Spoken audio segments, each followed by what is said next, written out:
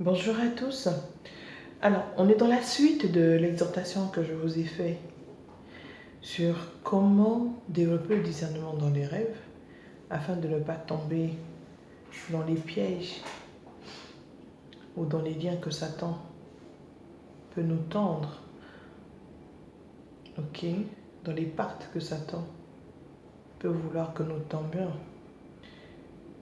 Et je disais que à côté de développer le discernement dans les rêves, autre chose qui peut faire que je tombe ou que nous tombions dans les pactes, dans les liens, dans les pièges que Satan nous tende, c'est le fait que nous perdons le feu de prière.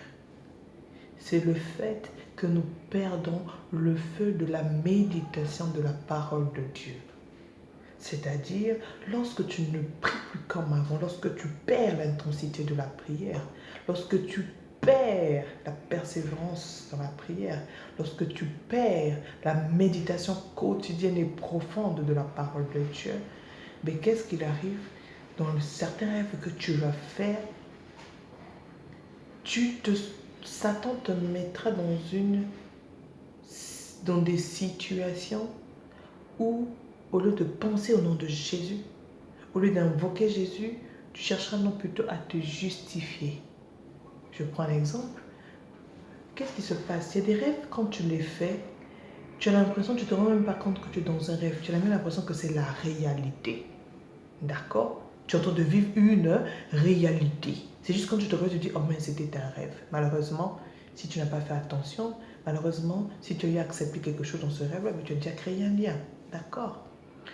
Alors, il y a des rêves quand tu fais, je prends un exemple, on vient te dire que si tu n'acceptes pas telle chose qu'on veut que tu fasses, voilà, on va tuer ton enfant. On prend ton enfant, surtout toi qui as un enfant, on prend ton enfant et on commence même à taper ton enfant. Et ton enfant est en train de pleurer. Dans le rêve, tu vois qu'on est en train de taper ton enfant, te dit si tu n'acceptes pas ce qu'on t'a dit de faire, si tu ne le fais pas maintenant, prononce juste une parole, dis juste oui, oui. Parce que comme on sait que par la parole, tu te lis à des choses, mais par la parole aussi, quand tu sais, tu peux aussi briser ce pourquoi tu t'es lié. D'accord? Alors on te dit, dis juste oui, dis juste que tu acceptes cette chose qu'on veut que tu fasses, que tu acceptes. Et on est en train de taper ton enfant. Soit c'est ton enfant, soit tu vois qu'on est en train de taper soit ton père et ta mère, soit qu'on est en train de taper tes frères et sœurs, quelqu'un qui t'est cher. On tape ton mari ou ta femme. Donc on est en train de taper un être qui t'est cher. On dit, c'est à cause de toi que la personne est en train de souffrir. Donc si tu veux que la personne souffre là, allez, accepte. Ou on dit, on va tuer la personne. Et toi, qu'est-ce qui se passe? Il y a l'instinct, si tu es une maman, c'est ton fils, l'instinct maternel va s'exprimer. Si tu aimes papa, c'est ta fille, tu aimes ton fille ou tu aimes ton enfant, ton fils, ton instinct paternel va s'exprimer. Si tu es une fille, tu aimes ton père, ta mère, quand on est en train de faire ça, ton instinct d'enfant va s'exprimer, ton sentiment d'amour va s'exprimer. Et tu commenceras à vouloir accepter. Qu'est-ce que tu vas te dire? Ces esprits vont te dire quoi? Ces personnes vont te torturer. La personne qui t'est chère vont te dire quoi? Mais si tu acceptes, c'est une manière de protéger ta famille. C'est une manière de protéger cette personne, tu ne veux pas qu'on fasse du mal. Et donc, c'est une manière de dire quoi? Tu te sacrifies. Non. Dieu ne veut pas que tu te sacrifies. Non. Dieu ne veut pas te sacrifier. Pourquoi? Dieu n'a pas besoin de ton sacrifice. Parce que Dieu a déjà sacrifié son Fils unique, Jésus-Christ, qui a déjà tout accompli. Jésus n'a pas besoin de ton sacrifice. Dieu n'a pas besoin de ton sacrifice.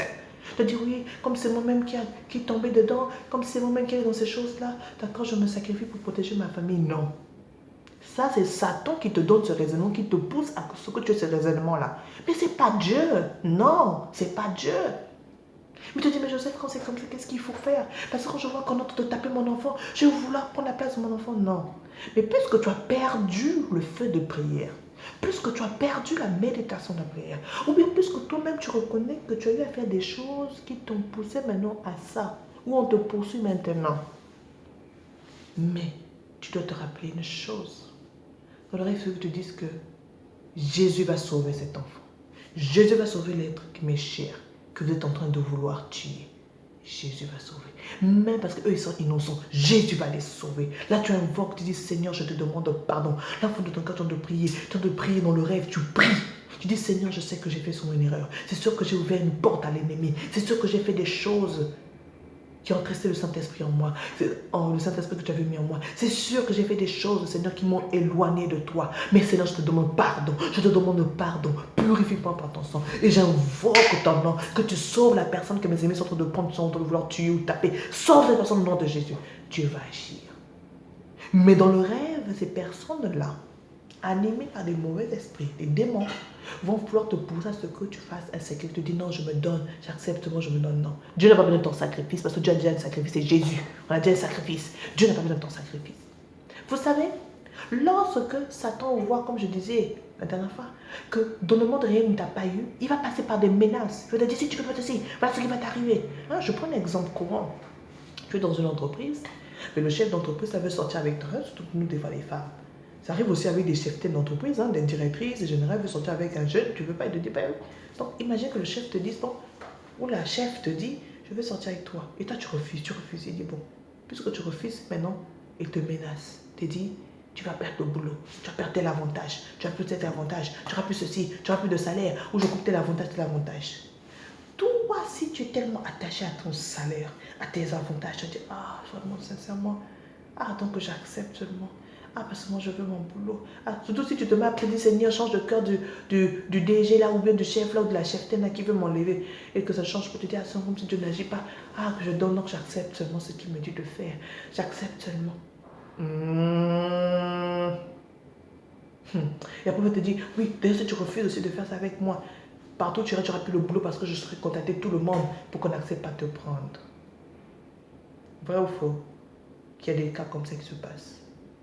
Alors que si tu dis, Seigneur, je m'attache à toi. Ok, je vais perdre ce boulot, j'accepte de perdre ce boulot. Parce que je sais que Jésus, toi, tu es au-dessus de ce chef-là. Parce que toi, tu permettras qu'il y ait une autre porte qui s'ouvre, même si lui ferme toutes les portes. Mais toi, tu es le Dieu qui ouvre toutes les portes qui sont fermées. Alléluia. Amen. Tu vas libérer les portes. Tu as dit non, j'accepte pas ce que vous me dites. Soit c'est la relation avec vous, je refuse.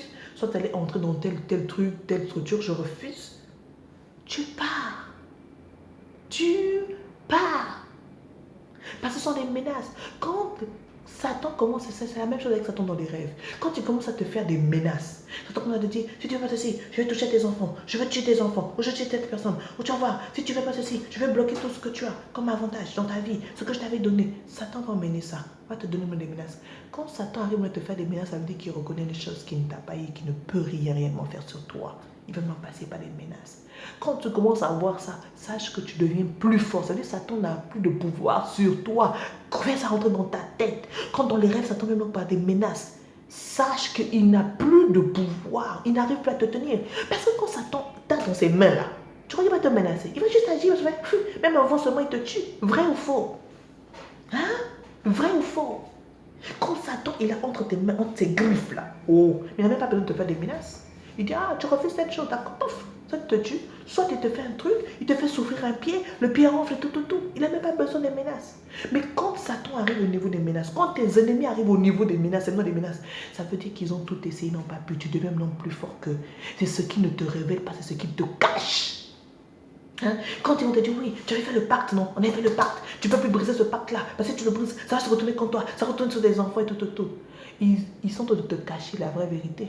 La vérité qu'ils sont en train de te cacher, c'est qu'ils reconnaissent que si toi tu demandes pardon à Dieu, si tu te demandes pardon à Dieu, tu te repens de tout ce que tu as fait, même si tu as eu à tuer des gens, même si tu as eu à sacrifier des choses, même si tu as eu à pactiser des choses, même si tu as eu à sacrifier tes enfants ou ta famille ou toi-même, même si tu as eu à voler, même si tu as eu à te prostituer, même si tu as eu à avorter, même si tu as eu à donner un doigt quelque part.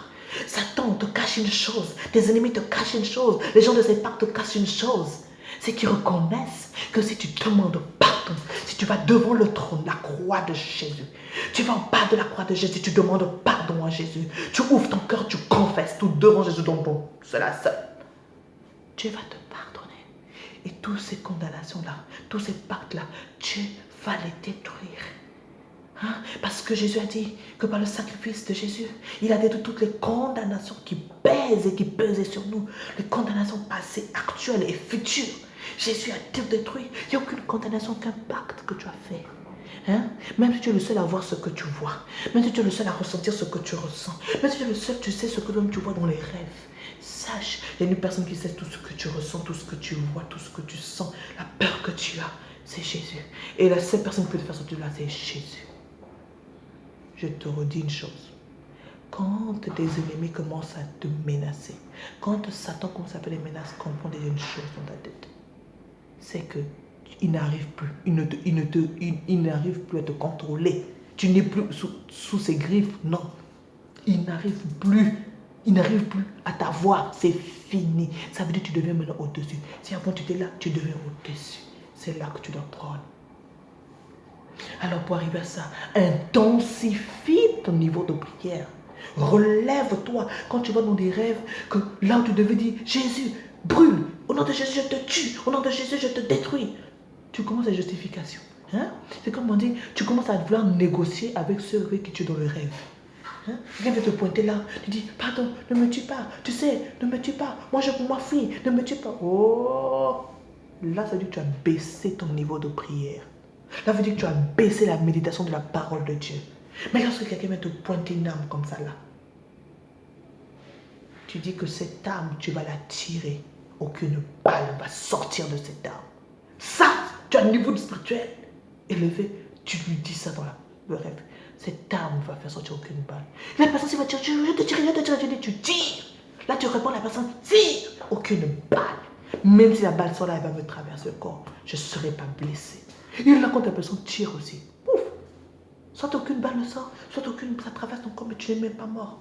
Alléluia. Alléluia. Alléluia.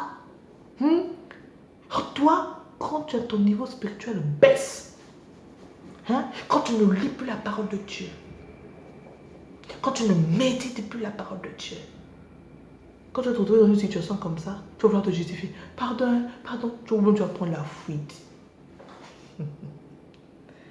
Ah les amis, ce genre de rêve c'est surtout difficile pour ceux qui sont tombés dans des pactes, qui ont fait des choses.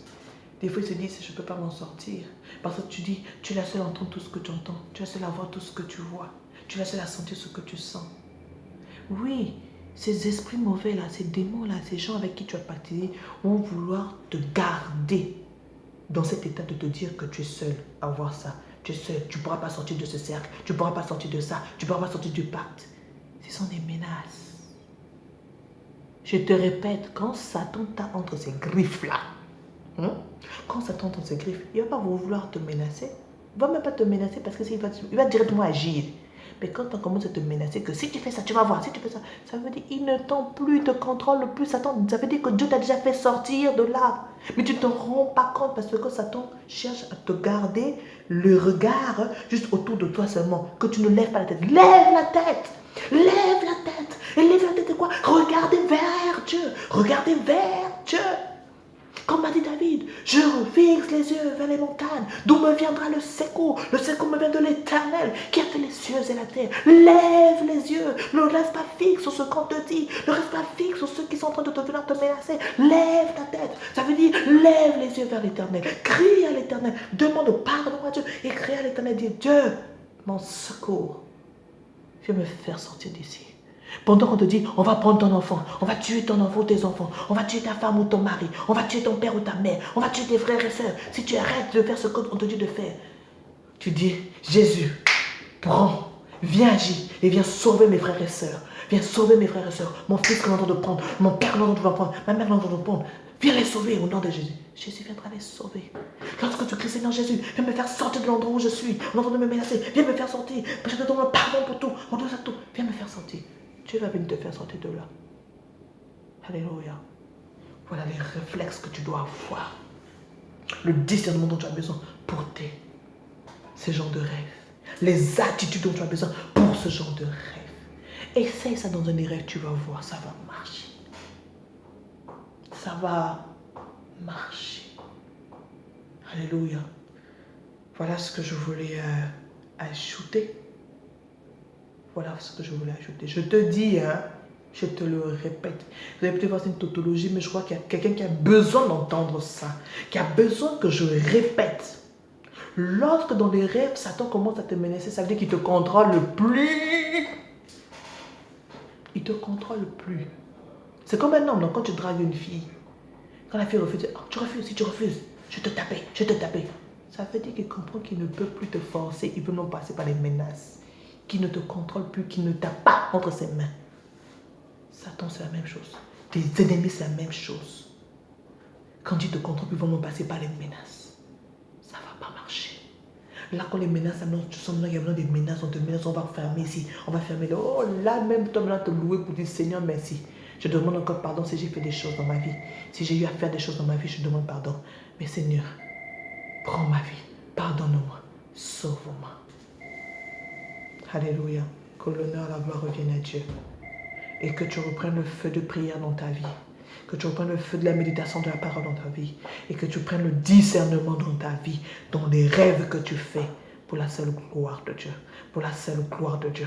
Pour la seule gloire de Dieu. Et afin que tu sois sauvé, toi et ta famille. Afin que tu sois sauvé, ton âme soit sauvée. Pour la seule gloire de Dieu. Parce que Dieu te veut sauver. Dieu te veut sortir de ses liens. Dieu te veut sortir de ses pactes. Dieu te veut que tu ne tombes pas dans ses pactes et dans ces liens-là. Dieu ne veut pas ça. Dieu veut que tu sois sauvé. Dieu veut que tu lui rendes témoignage. Que tu rends témoignage. Que tu rends témoignage de la puissance qui leur est manifestée dans ta vie. En commençant dans tes rêves. Parce que des fois, dans la réalité, tu sens que Dieu ne t'agit pas, mais Dieu peut commencer par les rêves. Lorsque tu vas voir que tu fais les rêves, tu as les victoires, les victoires, les victoires. Et tu vas commencer, ton esprit va commencer à être conscient de ça. Ton âme sera conscient de ça. À ce moment-là, tu vas commencer à se manifester dans la vie réelle. Alléluia. On va arrêter. Je crois qu'on a essayé de toucher tous les points. On essaie de toucher tous les points, je crois. Allez, que l'honneur, la gloire reviennent à Dieu. Soyez puissamment bénis. Amen.